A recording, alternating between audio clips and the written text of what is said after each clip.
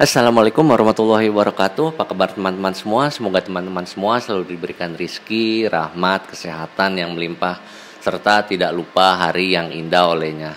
Guys, masih dengan Papi di sini. Di kesempatan hari yang indah ini, gua pingin kembali sharing dan nanti kita akan belajar bersama bagaimana cara membuat aplikasi sederhana yang aplikasi itu nanti dapat kita pergunakan untuk memonitoring mining software kita ya guys.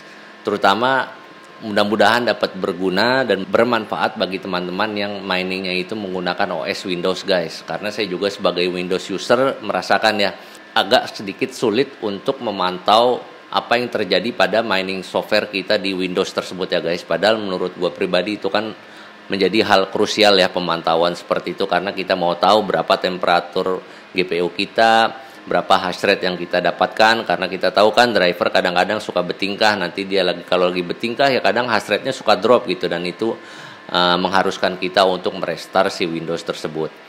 Di Windows juga yang gue rasain memang agak sulit ya guys untuk memantau hal-hal seperti itu, karena gue tergantung sekali dengan menggunakan remote monitoring software seperti TeamViewer atau VNC Viewer ya. Tapi mungkin bagi teman-teman yang menggunakan aplikasi seperti NiceHash atau sejenisnya untuk mining sepertinya nggak akan terlalu repot sih ya, karena memang di dalam aplikasi tersebut kan sudah ada fungsi untuk melakukan monitoring terhadap hardware-hardware yang dimiliki. Cuman bagi saya ya, atau mungkin teman-teman yang lainnya yang langsung mining menggunakan mining software dan langsung terkoneksi dengan mining pool kan sepertinya agak sulit untuk mendapatkan kemudahan-kemudahan monitoring seperti itu ya guys.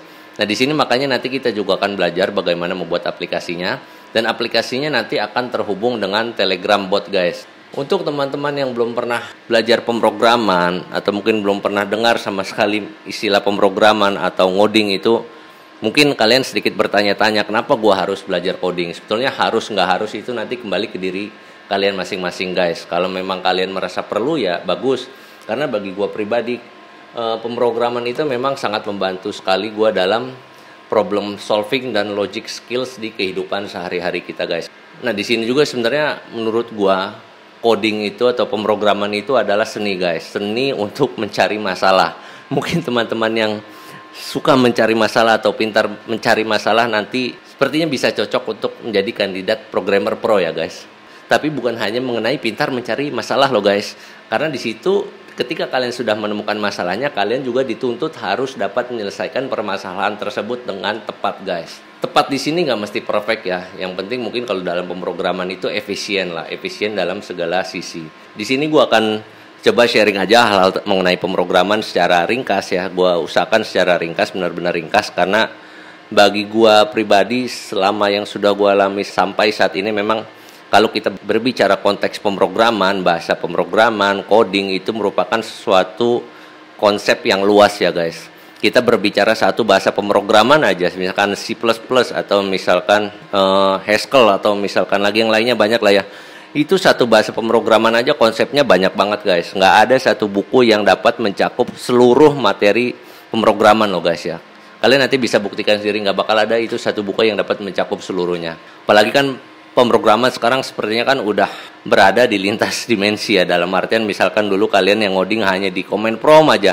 Nah rupanya sekarang pemrogramannya berkembang. Jadi dari yang hanya bisa di command prompt nanti rupanya dia bisa mengoperasikan website seperti itu kan. Jadi semakin luas, dan bahasa pemrograman itu juga walaupun kita berbicara yang paling lama assembler gitu, pasti si assembler itu sampai sekarang akan berkembang guys, karena mesin yang kita punya juga kan komponen-komponen hardware-nya, komponen-komponen elektronikanya selalu berkembang ya guys, maka pasti selalu ada penyesuaian di bahasa pemrograman tersebut. Oke, bahasa pemrograman yang gua pergunakan di sini adalah Python guys. Berbicara mengenai jenis dari bahasa pemrograman itu sendiri banyak ya. Nanti teman-teman sekali lagi informasi-informasi seperti ini, kalau memang kalian tertarik dengan codingnya, kalian harus mencari-cari informasi seperti ini sendiri. Karena rasa penasaran itulah sebetulnya yang selalu membantu kita dalam mengimprove diri kita ya guys. Mengimprove apapun. Kalian ahli nyanyi juga pasti selalu penasaran bagaimana menguasai teknik ini, A, B, C, itu harus kalian selalu penasaran. Dan harus kalian selalu cari tahu bagaimana caranya. Karena kalau kalian tidak bersifat seperti itu, ilmu apapun, seni apapun yang kalian jalankan nggak akan maksimal nanti hasilnya. Informasi dari Wikipedia mengenai jenis bahasa pemrograman ini malah lebih banyak guys. Ada banyak sekali nih. Tapi hal ini tetap ya harus kita ketahui. Karena begini, nggak semua permasalahan itu dapat diselesaikan oleh satu bahasa pemrograman guys. Setiap bahasa pemrograman yang ada itu pasti ada plus minusnya, dan biasanya itu limited terhadap satu platform tertentu. Jadi misalkan kalian running Python, nggak mungkin akan running bagus di platformnya misalkan Sun Solaris gitu ya. Jadi memang bahasa pemrograman itu pasti ada tempatnya masing-masing. Di sini juga gua mau sharing yang mungkin udah gua rangkum ya dari pengalaman gua dalam ngoding ini, hal-hal inti yang harus kalian miliki dan harus kalian terapkan ketika kalian sudah memutuskan ingin belajar ngoding guys. Ada 5 hal, dan hal yang pertama ini sebetulnya yang paling berat guys, adalah kalian harus mencintai apa yang kalian lakukan. Dalam pemrograman juga kalian nggak mesti jadi seorang yang perfeksionis ya guys. Kalian nggak perlu menjadi seorang yang perfeksionis, karena memang dalam pemrograman itu, dalam dunia pembuatan software, nggak ada satu software pun yang dibilang the perfect software atau software yang sempurna. Itu nggak ada hal yang seperti itu. Jadi dalam pemrograman itu kita berfokusnya hanya sebagai improvement aja guys. Selalu ada improvement ketika misalkan ada bug-bug baru, ada problem-problem baru, ya kita harus selalu selesaikan problem-problem yang muncul itu. Konsisten untuk tetap melakukan perubahan ya, konsisten untuk tetap melakukan upgrade dari seorang programmer itu adalah sikap yang menurut gua sangat penting untuk dimiliki. Dan juga tentu saja setiap apapun yang kalian lakukan, kalian nggak boleh gampang menyerah guys. Karena setiap bidang, setiap seni yang kalian lakukan untuk hidup itu pasti ada tantangannya. Ketika kalian nemu tantangan yang lebih sulit, kalian nyerah, ya gimana kalian mau akan lanjutkan hidup guys. Kemudian sifat kedua yang patut kalian miliki ketika kalian akan belajar bahasa pemrograman, setelah tadi langkah pertama tentu saja kalian harus mencintai hal tersebut ya guys. Nah langkah keduanya adalah seperti yang tadi gue udah bilang di awal. Pemrograman itu adalah ilmu mencari masalah. Jadi kalian harus menguasai bagaimana gua dapat mencari masalah di setiap hal apapun yang ada. Karena memang nanti di situ akan bergunanya guys. Kayak gua nih masalah aplikasi seperti ini kan, itu kan kadang sebenarnya ada orang yang anggap monitoring di Windows mah gampang lah, bukan masalah. Nah justru hal-hal seperti itu yang selalu kalian harus penuhi rasa penasarannya. Wah ini masalah nih, gimana ya gua bisa memecahkannya ya. Jangan kalian anggap enteng. Walaupun memang ada sih software ini itu ya untuk akhirnya monitoring. Tapi misalkan kalian memang sudah memutuskan untuk belajar pemrograman, ya penasarannya harus kalian arahkan ke bahasa pemrograman gitu guys. Jangan penasaran, gue pakai software ini aja lah. Tapi toh nanti jatuh-jatuhnya malah akan merepotkan kita sendiri ya. Karena biasanya kalau udah seperti itu tuh, base system yang kita jalankan itu harus berubah. Seorang ahli pencari masalah itu kita juga dituntut harus kreatif guys. Kenapa kita harus kreatif dalam mencari masalah? Karena kalau kita nggak kreatif ya nanti kita akan nyari masalahnya, masalah yang sepele kita permasalahkan guys. Itu kan nggak baik ya. Jadi jangan nambah masalah kehidupan lo guys.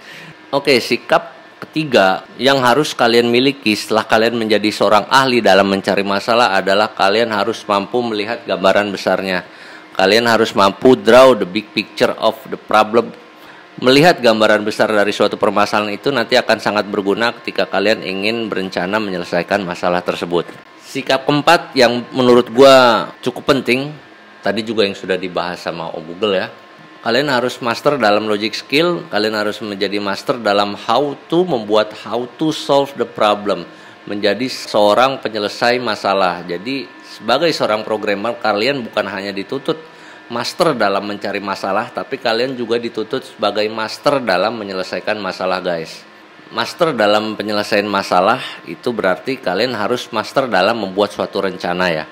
Karena kalau kita gagal dalam membuat suatu rencana, berarti kita akan berencana untuk gagal ya. Nah ketika di langkah ketiga kalian sudah menguasai ya bagaimana mendapatkan big picture dari suatu masalah gitu. Karena kita tadi dapatnya big ya, kita harus pecah masalah-masalah tersebut menjadi potongan-potongan kecil yang sedikit lebih mudah diselesaikan guys. Di situ juga kalian dituntut untuk ahli dalam membuat perintilan-perintilan kecilnya itu. Kayak yang tadi udah gue bilang ya, pemrograman itu bukan masalah yang sederhana ya. Makanya gue sebel banget kalau ada orang yang ngeremehin, software gitu doang kecil, ndasmu kecil, coba sini lu yang ngoding. Baru tahu nanti rasanya betapa ribetnya ngoding itu guys. Karena memang di situ kita dituntut ketika sudah kita dapat gambaran besarnya, kan kita mau menyelesaikan tuh gambaran besar itu bagaimana nih alur penyelesaiannya gitu kan. Di situ pasti kita dibutuhkan ketangkasan kita untuk memecah-mecah permasalahan tersebut menjadi permasalahan-permasalahan kecil yang dapat dengan segera diselesaikan gitu loh guys. memang kalian nggak perlu terlalu banyak untuk memecah masalah tersebut ya, terserah kalian. Karena logika setiap orang itu berbeda kan ya. Kita di sini menghargai logika setiap orang dalam berpikir ya, bagaimana logika orang dalam menyelesaikan masalah. Tapi di situ juga kita dituntut untuk efisiensi yang seperti tadi saya udah bicarakan ya. Kita harus dapat codingan yang kita buat itu harus seefisien mungkin dalam menarik resource computingnya gitu kan. Kalau kita misalkan ngodingnya belabaran kesana sini ya, walaupun masalahnya selesai ya nggak masalah. Cuman misalkan kita bisa menyelesaikan masalah dalam 1 detik, kenapa kita harus menyelesaikan masalah tersebut dalam 10 detik gitu kan. Hal terakhir yang kalian harus miliki dari seorang programmer adalah nggak boleh males. Eksekusi. Kalau kalian malas mau ngapain juga nggak akan sukses kalian guys. Berarti tadi ya 5 langkah, 5 sifat yang kalian harus miliki ketika kalian ingin belajar pemrograman ya. Mungkin bukan belajar pemrograman aja kali, tapi ini gue masukin ke konteks pemrograman karena ada beberapa sifat yang tadi menurut gue cocoknya di pemrograman ya. Hal yang pertama tadi put some love. Jadi kalian harus mencintai hal yang kalian lakukan. Yang kedua adalah jadilah master untuk mencari masalah. Yang ketiga adalah jadilah master untuk melihat gambaran besarnya. Karena melihat gambaran besar suatu hal itu bukan hal yang mudah loh guys. Nanti pasti kalian akan mengalaminya sendiri. Yang keempat berarti tadi adalah jadilah master penyelesai masalah. Dan yang kelima adalah jadilah master untuk tidak malas. Harus dieksekusi apa ide-ide yang sudah kalian pikirkan di kepala. Karena ide hanyalah sebuah ide kalau kalian malas untuk mengeksekusinya guys. Baiklah, berarti sudah gue sampaikan 5 hal yang menurut gue penting untuk teman-teman pahami dan teman-teman lakukan. Terutama untuk teman-teman yang ada ketertarikan untuk memulai belajar pemrograman ini ya guys. Sekarang langsung aja kita implementasikan ke 5 hal tersebut. Poin pertama adalah put some love. Mungkin ini adalah hal yang gak gampang ya guys. Karena untuk mencintai sesuatu itu nggak mudah, memang tidak semudah mungkin untuk teman-teman yang cowok jatuh cinta pada pandangan pertama pada gadis-gadis cantik, dan mungkin untuk teman-teman wanita jatuh cinta pada pandangan pertama pada cowok-cowok ganteng. Untuk pemrograman ini gue akui mungkin nggak akan semudah itu. Kalau kalian lihat bahasa pemrograman assembler di layar ini, apakah dengan mudah kalian akan wah pemrograman itu keren? Gua rasa enggak sih, yang ada anjrit ribet banget nih ngoding ini, bahasanya masa mesti kayak gini. Dan yang akan kita pakai bukan ini ya. Untuk melakukan poin pertama ini, gua saranin kalian jangan menganggap pemrograman ini ribet. Kalau kalian pernah lihat film kartun dengan judul Ratatouille, di situ kan ada master chef yang bernama Chef Gusto ya, dan beliau itu berkata everybody atau everyone can cook. Walaupun gue bukan master chef dalam bidang pemrograman, tapi mungkin gue juga bisa mengatakan hal yang sama guys untuk teman-teman semua.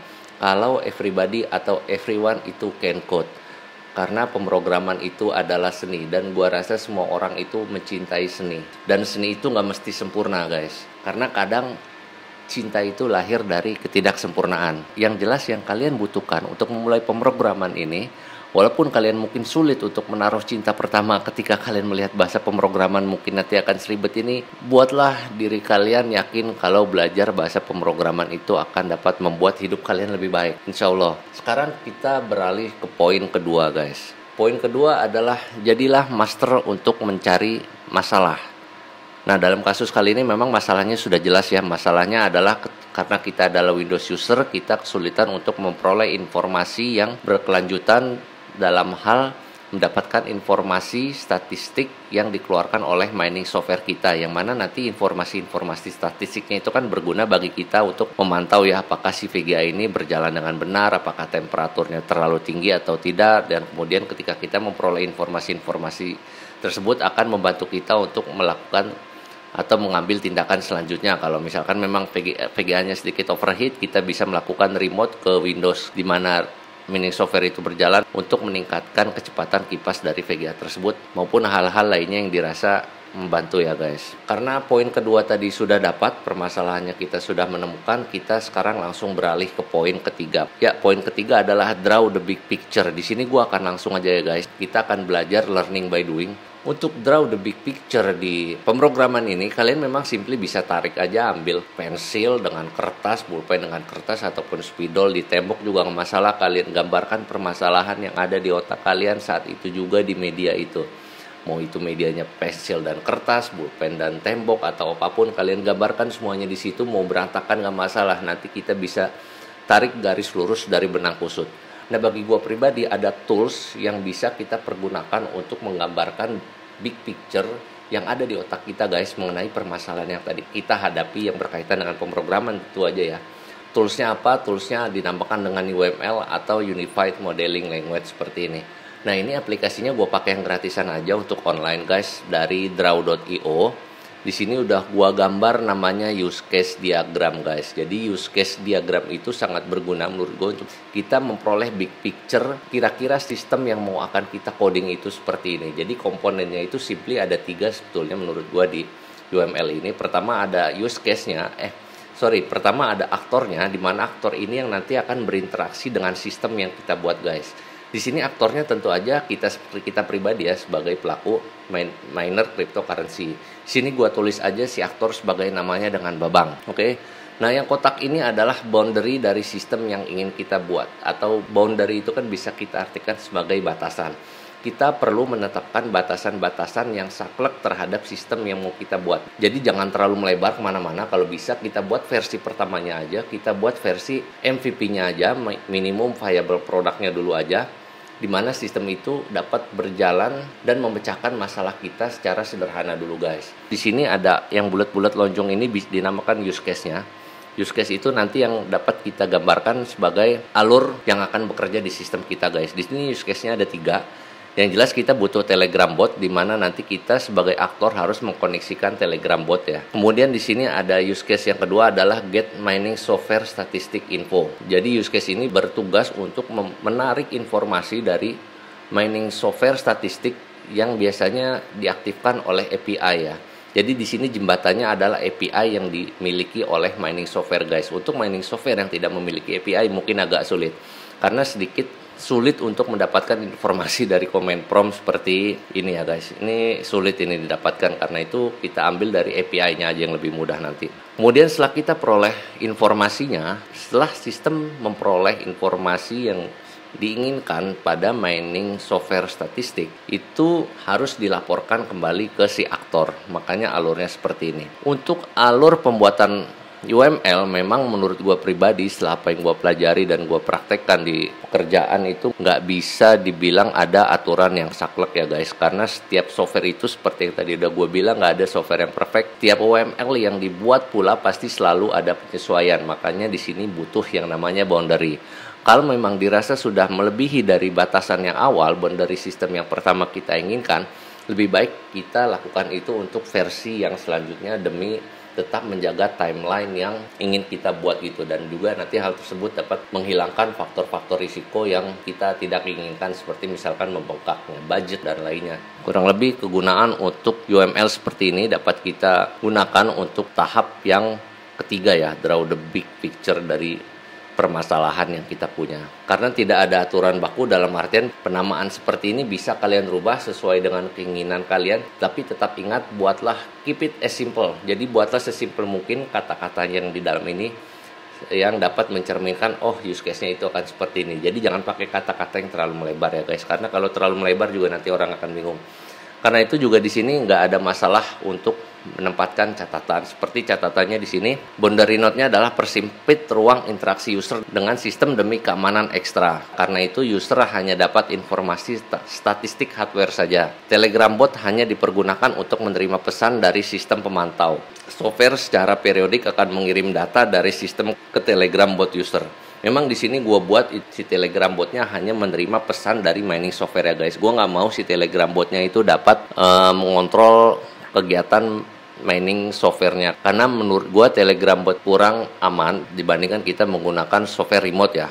Walaupun memang nggak ada yang menjamin juga sih software remote lebih bahaya, tapi kan kalau misalkan Telegram bot kan istilahnya semua siapapun dapat memegang HP kita ya. Dan kalau kita lupa meletakkan PIN di Telegram botnya, itu kan bisa bahaya ya. Orang tinggal buka bot kita, melihat history chat kita, dia bisa langsung eksekusi komen-komen yang mungkin kita buat jika misalkan sistem itu adalah two-way communication, dalam artian si botnya dapat mengendalikan mining software kita. Nah itu gua nggak mau.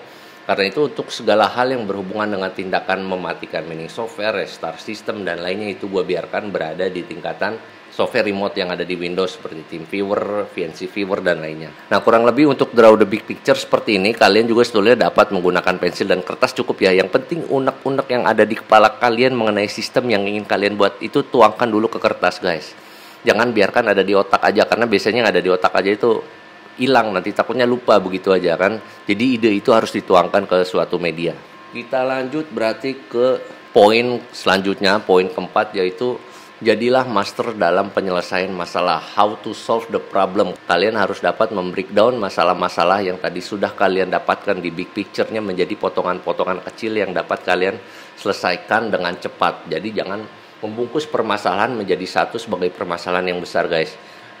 Pecahlah permasalahan-permasalahan tersebut menjadi permasalahan-permasalahan kecil yang menurut kalian itu viable untuk diselesaikan dalam waktu secepat-cepatnya. Jadi ada skala prioritasnya ya, dari permasalahan yang paling mudah diselesaikan sampai permasalahan yang paling sulit. Toolsnya masih ada di draw.io ini yang dinamakan dengan flowchart, guys. Di sini gue contohkan dulu untuk flowchart pertamanya seperti ini. Jadi softwarenya itu nanti akan gue menamakan mining software status reporter ya. Ini masih nama awal aja, mungkin nanti dapat berubah. Jadi dari use case tadi gue terjemahkan menjadi flowchart seperti ini.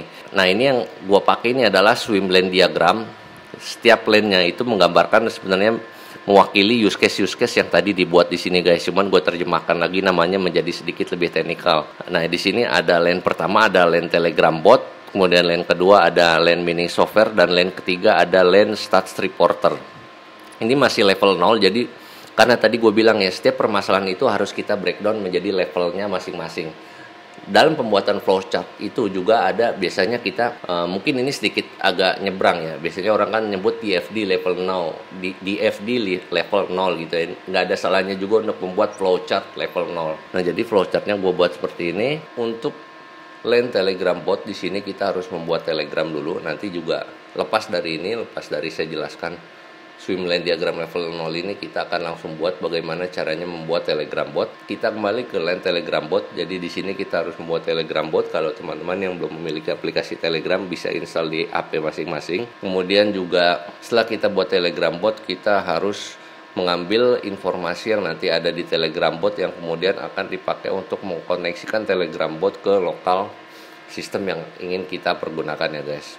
Kemudian lane selanjutnya adalah lane mining software. Ini adalah mining software yang kita pergunakan untuk mining cryptocurrency seperti tadi Gminer, NB Miner, T-Rex Miner, Phoenix Miner, dan masih banyak lainnya. Kita pilih yang terutama memiliki fasilitas API, web API ya. Jadi kita harus start si mining softwarenya itu dengan service API-nya, web API-nya itu on, guys. Karena di beberapa mining software itu untuk fasilitas API-nya itu default startnya itu 0 ya. Jadi disable, dia running nggak akan menggunakan API. Karena itu kalian harus mengenablekannya sehingga data yang di web service-nya nanti kita bisa ambil ke lane dari lane yang aplikasi stats reporter ini. Jadi di sini ada scheduler karena kita butuh scheduler atau timer per berapa detik sekali, per berapa menit sekali, per berapa jam sekali kita harus running aplikasinya untuk mengambil statistik dari mining software. Kita nanti akan scraping juga di sini karena data yang kita ambil itu berada dari tingkatan web service ya, guys. Setelah kita scraping, schedulernya udah pasti mau per berapa periode sekali kita scrapingnya sudah ada datanya, kemudian kita format sesuai dengan format yang dapat diterima oleh Telegram. Setelah itu kita lempar ke lane Telegram bot kembali untuk yang nantinya dikirimkan ke Telegram bot yang tadi sudah kita buat, dan alurnya di situ akan berakhir di level 0-nya akan berakhir di sini.